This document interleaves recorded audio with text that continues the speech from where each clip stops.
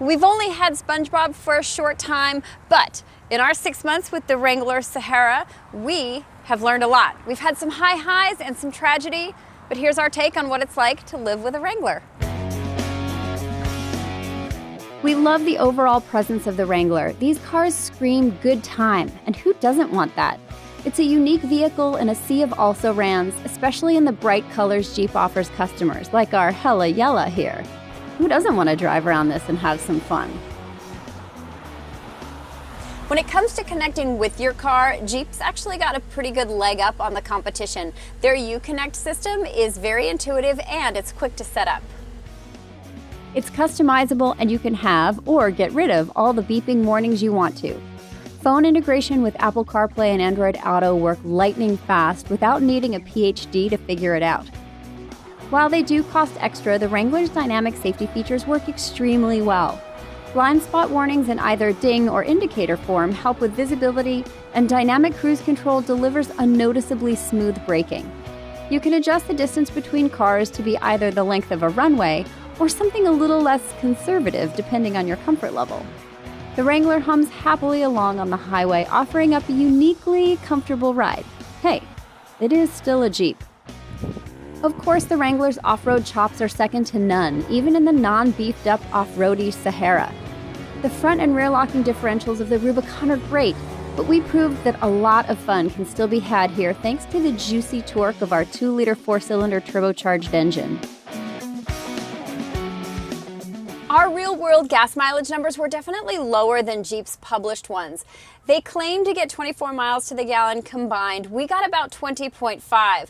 Now, when commuting miles, that definitely worked out about that. But I think where we took a hit was when we were doing some of that off-roading, which to us, totally worth it. The top is insanely difficult to swap. This is not a whimsy event. You need to commit unless you've got people who will do it for you. And if you do, pay them well. It's a chore. And now for the tragedy, actually more like a Greek tragedy. We actually had our LED headlights stolen. Now, it's not much of a surprise since I think this would be a pretty easy job. The Wrangler does not have a locking hood.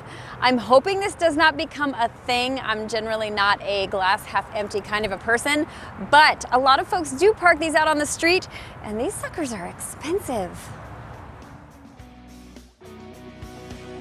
One thing that wasn't a fan favorite on the Wrangler was the transmission.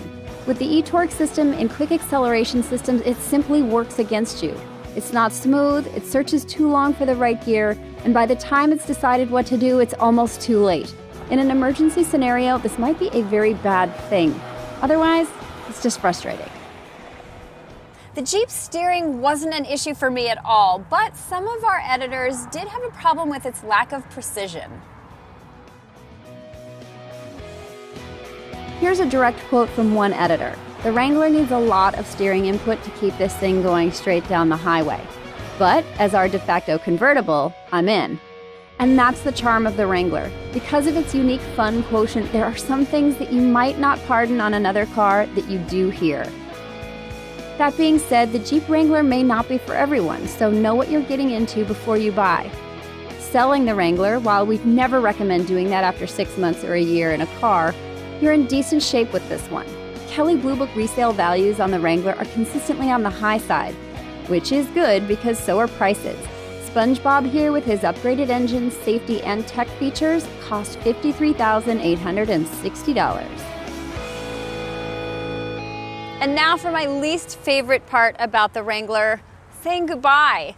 I have had an absolutely awesome time with Sahara SpongeBob over the last 6 months and almost 7,500 miles, and I hope that you have learned a little bit about what it's like to live with one.